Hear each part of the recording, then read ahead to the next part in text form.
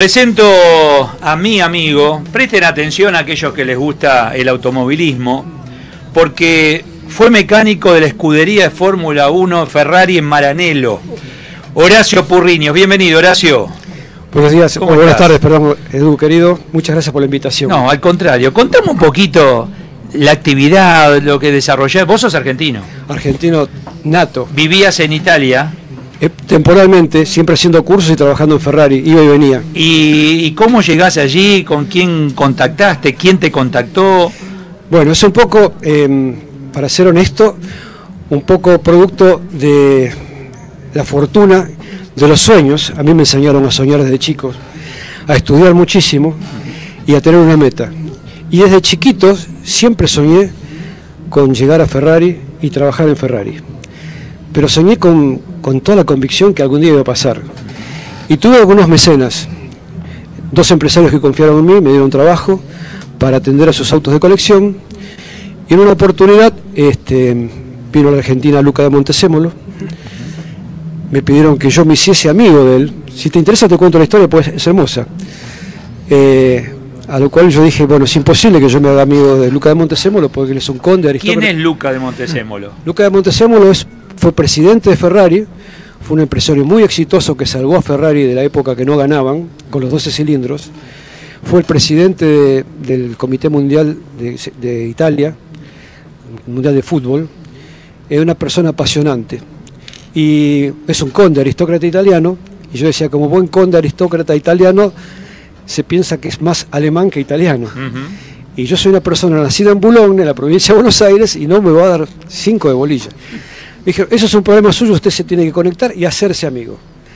Digo, fortuita la situación, porque me presenté en Ezeiza, otra época antes del 11 de septiembre, solito, con la Ferrari, para llevarlo como su autista, como se dice en Italia, su chofer. Y me dijo, pero yo estoy con mi secretario, con mi equipaje, digo, traje una combi para solucionar ese problema, pero por favor no haga un desaire a quien le presta el auto para que usted se mueva en Argentina. Bueno, puso un poquito de cara rara y dijo, bueno, está bien, vamos. Y la primera pregunta que me hace, por eso digo que soy un ser afortunado y bendecido, me dice, yo las últimas noticias que tengo, y ustedes que son periodistas me van a entender, es desde la revista Gráfico. Yo leía mucho la revista Gráfico porque era amigo de Vigil. Y yo le digo, ¿de Constancio o de Carlos? Ah, ya está, claro. Pero no fue verso, porque yo los conocía a los dos. Sí, sí. Entonces me dice, ¿pero cómo los conoces? Sí, mi padre fue el director del Gráfico. Bueno, y ahí se rompió una barrera. La primera barrera que se rompió. Y la segunda, por eso digo, son todos hechos fortuitos en mi vida, y yo tengo que reconocerlo para no creerme ninguna. Me pregunta, ¿cómo está la Argentina? Y el día anterior había fallecido Carlitos Menem, ahora muy de moda con la serie. Claro, sí. Y le dije, sería bueno que usted intentase acercarse y darle el pésame al presidente porque es hincha de Ferrari, tiene una Ferrari y ha corrido un auto. Lo so, me dice. Cuando lleguemos al Alvear voy a pedir una entrevista. Bueno, estuvimos 3-4 días con el equipo Fórmula 1, ahí empecé a hacer el contacto con ellos. ¿Hablás italiano? ¿En ese momento hablabas italiano? Había estudiado italiano para recibirlo. O sea, estabas preparado. Claro, porque cuando me dijeron, o sea, no me gusta nada al azar, todo tengo que estar preparado. Sí, sí. Cuando me dijeron que venía, dije, bueno, tengo que aprender italiano bien. Y cuando terminé el curso me dijeron, mirá, pero si el tipo es tan importante y es tan leído y ilustrado, seguramente habla castellano, francés, inglés, alemán. Digo, sí, seguro. Dice, y no hay nada peor que hablar una lengua tan bella como la italiana mal. Entonces te diría hablarla en castellano. Entonces, en italiano le dije solo que estaba estudiando italiano, que necesitaba aprender bisogno de imparare meglio, y que no me gustaba hablarlo mal, entonces preferiría hablar en castellano. Y él me hablaba en italiano, yo le hablaba en castellano, y perfecto. Donde no nos entendíamos, alguna palabra Qué en inglés. lindo día, sí, suena bien el motor, te decía. Esa es la charla. Claro.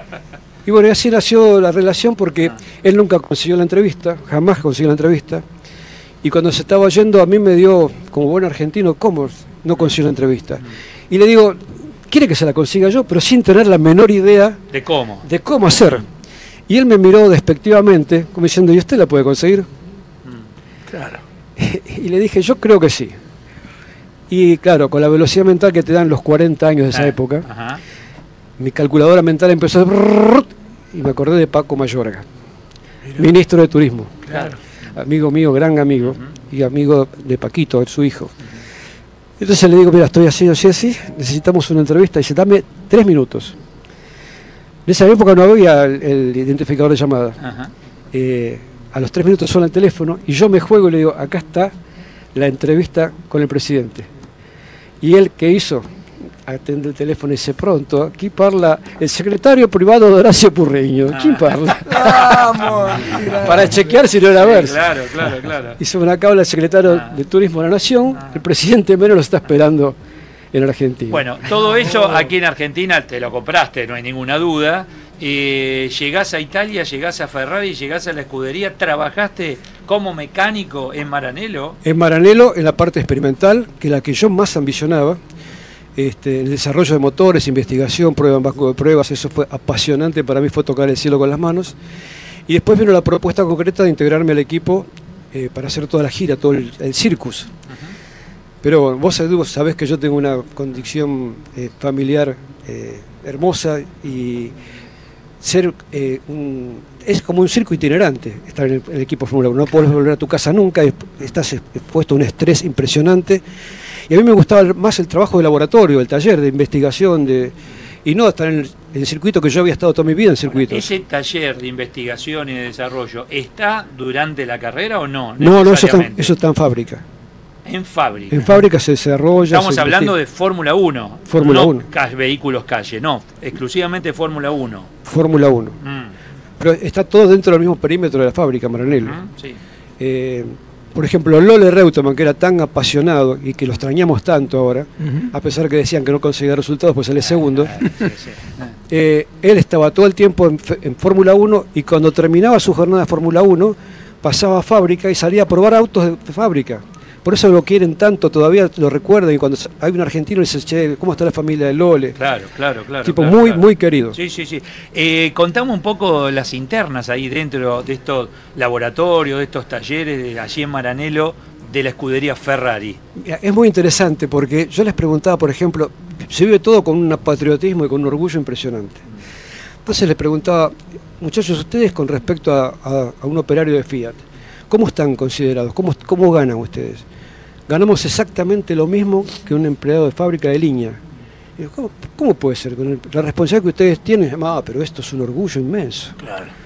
Es la pasión. O sea, se sentían pagos en parte por el hecho de pertenecer. Elegidos, realmente son elegidos. Claro. Y bueno, pero en realidad tendrían que ser consecuentes con esa posición y con ese trabajo que ponen y tener algún premio, pero sin embargo no. ¿Elegidos por qué? ¿Por qué tenés que ser elegido más allá de primero por conocimiento, pero el conocimiento? Primero por conocimiento. Y segundo por aptitudes de entrega, de trabajar, de no rendirse, de tratar de investigar, de equivocarse. Es muy importante equivocarse. ¿Esa Fórmula 1 qué año estamos hablando? Bueno, esa es la época romántica. Ajá. Recién escuché cuando preguntaban qué era más importante, si un piloto o una máquina. Sí. En esa época romántica, lo más importante era el piloto. De hecho, tenés un ídolo inoxidable como Ayrton Senna, que él era superior como piloto. Y un buen piloto podía ganarle a buenas máquinas con pilotos de igual característica, pero tenían siempre un plus. ¿Sí? El plus que hoy tiene, creo que Verstappen, que tiene Alonso, que tiene Colapinto, aunque muchos no lo crean. Colapinto es un piloto distinto como Verstappen. Por algo tiene el respeto de sus pares, que eso es importantísimo. Lo respetan mucho, siendo un chico. Y en cuanto a máquina, ¿qué año estamos hablando el tuyo? Los ¿Trabajabas allá? 97. 90. A hoy, 2025. Es otra cosa. Hoy es... Mira, me lo dijo Froilán González, subcampeón de Fórmula 1, primer vencedor con Ferrari en Silverstone, en el año 97. En ese año me dijo... Horacito, para ser piloto hoy hay que ser un experto en computación. En esa época, imagínate hoy, que tienen un volante que prácticamente gobierna todo el auto y hay que conocerse de memoria todos los botones. Hoy es preponderante el auto más que el piloto, porque los pilotos son 20 y son los 20 prácticamente iguales. En relación a la máquina, el piloto, me acordé del propio Enzo Ferrari. Sí. Las carreras las ganan mis autos, las pierde mi piloto. Totalmente. O sea, fue así, le digo bien allá arriba. Me quedé con lo de Colapinto, porque el argentino siempre es que gane mañana, que gane. Si no clasifica entre los 10 primeros no existe, no sirve, se lo tiran al tacho de basura. ¿Cómo lo ves desde tu óptica a este chico? Porque es un nene, es un chico. Recién te pregunté a vos si tenías un hijo y te dijiste que tenías un hijo de 12 años. 15 años. ¿15 tiene tu hijo? 15 años tiene mi hijo. Ah, te entendí 12. No, de 15 años. Bueno, pensá que tu hijo rápido los pibes. Pensá que tu hijo se va hoy a Europa solo. Claro. Y se queda a vivir hasta hoy, 2025. Colapinto hizo eso, se fue solo a Europa. Se fue a vivir a una terraza, a un taller mecánico de karting, para correr en karting, pensando en llegar siempre a Fórmula 1, con esa convicción. Y llegó. ¿Lo ves a tu hijo así? No. Es un distinto. Es un distinto. Es un distinto. Hay que tenerle paciencia. Vos sabés que en una oportunidad me dice Rubén Daray, que algo sabe, ¿no? Sí, del sí. tema. Dice, Fórmula 1, cuanto más pibe, más posibilidad de ser exitoso, porque vos no tenés conciencia del peligro. Acelerás a fondo en todas las curvas, sin ninguna duda, porque a medida que vamos creciendo vamos tomando noción del peligro. Claro. Y nosotros en la jerga decimos que un piloto con hijos es un segundo por hijo, menos. Claro. Te pregunto por Hamilton. Otro distinto. Porque Lo llegó este momento donde Ferrari necesita un campeonato, y están lejos de McLaren, por ejemplo, pero que Hamilton, ese emblema llamado Hamilton, haya llegado a Ferrari. Claro, porque es distinto, porque es excelente, porque es 7 veces campeón del mundo, pero en este momento no tiene auto. Claro. Y ahí tenés un tipo que es distinto y no gana. Dicen que los primeros 10 tienen una máquina, un auto, etc. De ahí para atrás hay menos plata. ¿En qué cambia? ¿Con más plata o con menos dinero? En la inversión en investigación, tecnología, las mejores cubiertas, las mejores posibilidades de probar más tiempo, los mejores técnicos. Rompo arreglos, sigo, claro. Los mejores técnicos. ¿Qué puede decir de la escudería que hoy tiene y abriga a Colapinto? Creo que es la peor. No, creo no, estoy convencido que es la peor. Es la peor. Pero tiene un plus que es su manager, que es Briatore. No nos olvidemos que Briatore fue el mecenas de Schumacher y de Alonso. Y hoy es de Colapinto. Algo sabe el hombre. Y si está en